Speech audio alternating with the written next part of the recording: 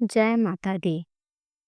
आज की इस वीडियो में सुनेंगे श्री दुर्गा सप्तशती का 8वां अध्याय और 9वां अध्याय, रक्त बीज वध तथा निशुंभ वध। महर्षि मेधा ने कहा, चंड और मुंड नामक असुरों के मारे जाने से और बहुत सी सेना के नष्ट हो जाने से असुरों के राजा प्रतापी शुंभ ने क्रोध युक्त होकर अपनी संपूर्ण सेना को युद्ध के लिए तैयार होने की आज्ञा दी। उसने कहा, अब उदयुद्ध नामक 86 असुर सेनापति अपनी सेनाओं के साथ युद्ध के लिए जाएं और कंबु नामक 84 सेनापति भी युद्ध के लिए जाएं और कोटिवीर नामक 50 सेनापति और धौम्रकुल नाम के सेनापति प्रस्थान करें। भयानक शासन करने वाला असुरों का स्वामी शुंभ इस प्रकार आज्ञा देकर बहुत बड़ी सेना के साथ युद्ध के लिए चला। उसकी सेना को अपनी ओर आता देखकर चंडिका ने अपनी धनुष की टंकार से पृथ्वी और आकाश के बीच का भाग गुजार दिया। हे राजन, इसके पश्चात देवी के सिंह ने दहाड़ना आरंभ कर दिया और अंबिका के घंटे के शब्दों ने उस ध्वनि की ओर भी बढ़ा दिया। धनुष की टंकार से, शेर की दहाड़ और घंटे के शब्द से पृथ्वी और आकाश के बीच का भाग गूंज उठा और इसके साथ ही देवी ने अपने मुख को और भी भयानक बना लिया। हे राजन, ऐसे भयंकर शब्द को सुनकर राक्षसी सेना ने देवी तथा सिंह को चारों ओर से घेर लिया। उस समय दैत्यों के नाश के लिए और देवताओं के हित के लिए ब्रह्मा जी, भगवान शिव, कार्तिकेय विष्णु भगवान तथा इंद्र आदि देवों की शक्तियां जो अत्यंत पराक्रम और बल से संपन्न थीं, उनके शरीर से निकलकर उसी रूप में चंडिका देवी के पास गईं। जिस देवता का जैसा रूप था, जैसे आभूषण थे और जैसा वाहन था, वैसा ही रूप, आभूषण और वाहन लेकर उन देवताओं की शक्तियां दैत्यों से युद्ध करने लगीं। हंसयुक्त विमान में बैठकर और रुद्राक्ष की माला तथा कमंडलू धारण करके ब्रह्मा जी की शक्तियां आईं।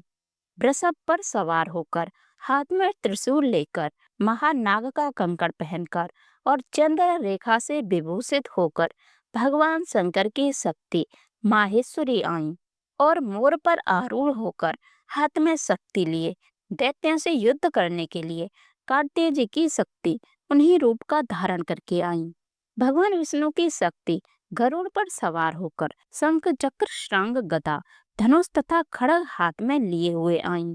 श्री हरि की शक्ति वराही वराह का शरीर धारण करके आईं और नरसिंह के समान शरीर धारण करके उनकी शक्ति नरसिंह भी आईं। उसकी गर्दन के झटकों से आकाश के तारे टूट पड़ते थे और इसी प्रकार देवराज इंद्र की शक्ति ऐन्द्री भी ऐरावत के ऊपर सवार होकर आईं। इन देव शक्तियों से घिरे हुए भगवान शंकर ने चंडिका से कहा, मेरी प्रसन्नता के लिए तुम शीघ्र ही इन असुरों को मारो।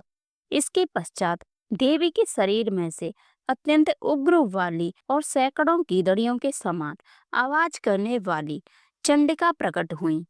उस अपराजिता देवी ने धूमिल जटा वाले भगवान श्री शंकर जी से कहा, हे प्रभु, आप मेरी ओर से दूत बनकर शुंभ और निशुंभ के पास जाइए और उन अत्यंत गर्वीले दैत्यों से कहिए तथा उनकी अतिरिक्त और भी जो दैत्य वहां के लिए उपस्थित हों, उनसे भी कहिए, जो तुम्हें अपने जीवित रहने की इच्छा हो तो त्रिलोकी का राज्य इनको दे दो। देवताओं को उनका यज्ञ भाग आरंभ हो जाए और तुम पाताल को लौट जाओ। किंतु यदि बल के गर्व से तुम्हारी लड़ने की इच्छा हो, फिर आ जाओ। तुम्हारे मांस से मेरी योगिनियां तृप्त होंगी, क्योंकि उस देवी ने भगवान शंकर को दूत के कार्य में नियुक्त किया था, इसलिए वह संसार में शिव भूत के नाम से विख्यात हुई। भगवान शंकर से देवी का संदेश पाकर उन दैत्यों के क्रोध का कोई आर पार नहीं रहा और वह जिस स्थान पर देवी विराजमान थी वह वहां पहुंचे और जाने के साथ ही उस पर बाणों और शक्तियों की वर्षा करने लगे। देवी ने उनके फेंके हुए बाणों, शक्तियों, त्रिशूल और फरसों को अपने बाणों से काट डाला और काली देवी उस देवी के साथ आगे खड़ी होकर शत्रुओं को त्रिशूल से विदीर्ण करने लगीं और खट्वांग से कुचलने लगीं। ब्रह्माणी जिस तरफ दौड़ती उसी तरफ अपने कमंडलों का जल छिड़ककर दैत्यों के वीर का बल को नष्ट करने लगी। और इसी प्रकार माहेश्वरी त्रिशूल से वैष्णवी चक्र और अत्यंत कोप वाली कौमारी शक्ति द्वारा असुरों को मार रही थीं। और इंद्र के बाजू के प्रहार से सैकड़ों दैत्य रक्त की नदियां बहाते हुए पृथ्वी पर सो गए। वराही ने अपने ही राक्षसों को अपने थूथल द्वारा मृत्यु के घाट उतार दिया। दानव के अग्रभाग से कितने ही राक्षसों की छाती को चीर डाला और चक्र की चोट से कितनों को ही विदीर्ण करके धरती पर डाल दिया। बड़े बड़े राक्षसों को नरसिंह ही अपने नखों से विदीर्ण करके भ्रमण कर रही थीं और सिंहनाद से चारों दिशाओं को गुजाती हुई रणभूमि में विचर रही थीं। शिवदूती के प्रचंड अट्टहास से कितने ही दैत्य भयभीत होकर पृथ्वी पर गिर पड़े और उनके गिरते ही वह उनको भक्षण कर रही थीं। इस तरह क्रोध में भरे हुए मातृगणों द्वारा नाना प्रकार के उपायों से बड़े बड़े असुरों को मरते हुए देखकर राक्षसी सेना भाग खड़ी हुई। और उनको इस प्रकार भागता देखकर रक्तबीज नामक महापराक्रमी राक्षस क्रोध में भरकर युद्ध के लिए आगे बढ़ा। उसके शरीर से रक्त की बूंदें पृथ्वी पर जैसे ही गिरती तुरंत वैसे ही शरीर वाला तथा वैसा ही बलवान दैत्य पृथ्वी से उत्पन्न हो जाता। रक्तबीज गदा हाथ में लेकर ऐन्द्री के साथ युद्ध करने लगा। जब ऐन्द्री शक्ति ने अपने वज्र से उसको मारा तो घायल होने के कारण उसके शरीर से बहुत सा रक्त बहने लगा और उसकी प्रत्येक बूंद से अपने समान ही बलवान तथा महापराक्रमी अनेकों दैत्य भयंकर रूप से प्रकट हो गए। वह सबके सब दैत्य रक्तबीज के समान ही बलवान तेज वाले थे। वह भी भयंकर अस्त्र शस्त्र लेकर देवियों के साथ लड़ने लगे। जब ऐन्द्री ने वज्र प्रहार से उसके मस्तक पर चोट पहुंचाई और रक्त बहने लगा, उसमें से हजारों ही स्वरूप उत्पन्न हो गई। वैष्णवी ने चक्र से और ऐन्द्री ने गदा से रक्तबीज को चोट पहुंचाई और वैष्णवी के चक्र से घायल होने पर उसके शरीर से जो रक्त बहा उससे हजारों महाअसुर उत्पन्न हुए, जिसके द्वारा यह जगत व्याप्त हो गया। कुमारी ने शक्ति से, वराही ने खड्ग से और माहेश्वरी ने त्रिशूल से उसको घायल किया। इस प्रकार क्रोध में भरकर उस महादैत्य ने सब मात्र शक्तियों पर गदा से प्रहार किया और माताओं ने शक्ति तथा शूल से उसको बार बार घायल किया।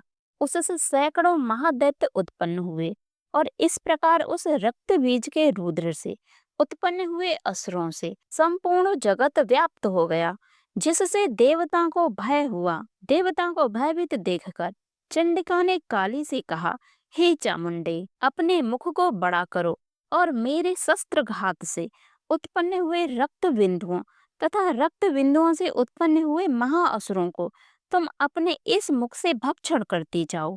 इस प्रकार रक्त बिंदुओं से उत्पन्न हुए महादैत्यों को भक्षण करती हुई तुम रणभूमि में विचरो। इस प्रकार रक्त क्षीण होने से यह दैत्य नष्ट हो जाएंगे। तुम्हारे भक्षण करने के कारण अन्य दैत्य नहीं होंगे। काली से इस प्रकार कहकर चंडिका देवी ने रक्त बीज पर अपने त्रिशूल से प्रहार किया और काली देवी ने अपने मुख में उस रक्त को ले लिया। तब उसने गदा से चंडिका पर प्रहार किया। प्रहार से चंडिका को तनिक भी कष्ट नहीं हुआ, तो रक्त बीज के शरीर से बहुत सा रक्त बहने लगा, लेकिन उसके गिरने के साथ ही काली ने उसको अपने मुख में ले लिया। काली के मुख में उस रक्त से जो असुर उत्पन्न हुए उनको उसने भक्षण कर लिया और रक्त को पीती गई। तदंतर देवी ने रक्त बीज को, जिसका के खून काली ने पिया था, चंडिका ने उस दैत्य को वज्र, बाण, खड्ग तथा रिष्टि इत्यादि से मार डाला। हे राजन, अनेक प्रकार के शस्त्रों से मरा हुआ और खून से वंचित वह महादैत्य रक्त बीज पृथ्वी पर गिर पड़ा। हे राजन, उसके गिरने से देवता अत्यंत प्रसन्न हुए और माताएं उन असुरों का रक्त पीने के पश्चात उद्यत होकर नृत्य करने लगीं। श्री दुर्गा सप्तशती का 9वां अध्याय। राजा ने कहा, हे ऋषिराज, आपने रक्त बीज के वध से संबंध रखने वाला वृतांत मुझे सुनाया है। अब मैं रक्त बीज के मरने के पश्चात क्रोध में भरे हुए शुंभ व निशुंभ ने जो कर्म किया वह सुनना चाहता हूँ। महर्षि मेधा ने कहा, रक्त बीज के मारे जाने पर शुंभ और निशुंभ को बड़ा क्रोध आया और अपनी बहुत सी सेना का इस प्रकार सर्वनाश होते देखकर निशुंभ देवी पर आक्रमण करने के लिए दौड़ा। उसके साथ ही बहुत से बड़े बड़े असुर देवी को मारने के लिए दौड़े और महापराक्रमी शुंभ अपनी सेना सहित चंडिका को मारने के लिए बढ़ा। फिर शुंभ और निशुंभ का देवी से घोर युद्ध होने लगा और वह दोनों असुर इस प्रकार देवी पर बाण फेंकने लगे जैसे मेघों से वर्षा हो रही हो। उन दोनों ने चलाए हुए बाणों को देवी ने अपने बाणों से काट डाला और अपने शस्त्रों की वर्षा से उन दोनों दैत्यों को चोट पहुंचाई। शुंभ ने तीक्ष्ण तलवार और चमकती हुई ढाल से देवी के सिंह पर आक्रमण किया। अपने वाहन को चोट पहुंचता देख झुरुप्र नामक बाण से निशुंभ की तलवार वो ढाल दोनों को ही काट डाला। तलवार और ढाल कट जाने पर निशुंभ ने देवी पर शक्ति से प्रहार किया। देवी ने अपने चक्र से उसके दो टुकड़े कर दिए। फिर क्या था, दैत्य मारे क्रोध की जल भुन गया और उसने देवी को मारने के लिए उसकी ओर शूल फेंका, किंतु देवी ने अपने मुक्के से उसको चूर चूर कर डाला। फिर उसने देवी पर गदा से प्रहार किया। देवी ने त्रिशूल से गदा को भस्म कर डाला। इसके पश्चात वह फरसा हाथ में लेकर देवी की ओर लपटा। देवी ने अपने तीखे बाणों से उसे धरती पर सुला दिया। अपने पराक्रमी भाई निशुंभ के इस प्रकार से मरने पर शुंभ क्रोध में भरकर देवी को मारने के लिए दौड़ा। वह रथ में बैठा हुआ उत्तम आयुधों से अपने 8 बड़ी बड़ी भुजाओं से सारे आकाश को ढके हुए था। शुंभ को आता देख देवी ने अपना शंख बजाया और धनुष की टंकार का भी अत्यंत दुस्सह शब्द किया। साथ ही अपने घंटे के शब्द से, जो कि संपूर्ण दैत्य सेना के तेज को नष्ट करने वाला था, संपूर्ण दिशा में व्याप्त कर दिया।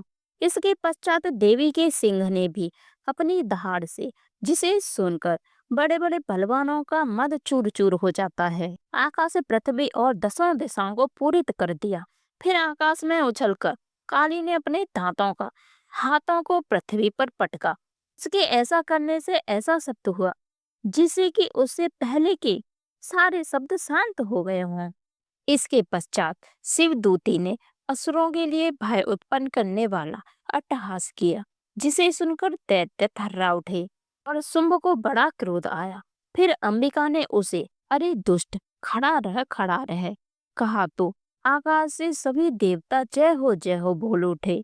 शुंभ ने वहां आकर ज्वालाओं से युक्त एक अत्यंत भयंकर शक्ति छोड़ी, जिसे आता देखकर देवी ने अपने माहौल का नामक शक्ति से काट डाला। हे राजन, फिर शुंभ के सिंहनाद से तीनों लोग व्याप्त हो गए और उसकी प्रतिध्वनि से ऐसा घोर शब्द हुआ जिसने इससे पहले के सब शब्दों को जीत लिया हो। शुंभ के छोड़े बाणों को देवी ने और देवी के छोड़े बाणों को शुंभ ने अपने बाणों से काटकर सैकड़ों और हजारों टुकड़े में परिवर्तित कर दिया। इसके पश्चात जब चामुंडा ने क्रोध में भरकर शुंभ को त्रिशूल से मारा तो वह मूर्छित होकर पृथ्वी पर गिर पड़ा।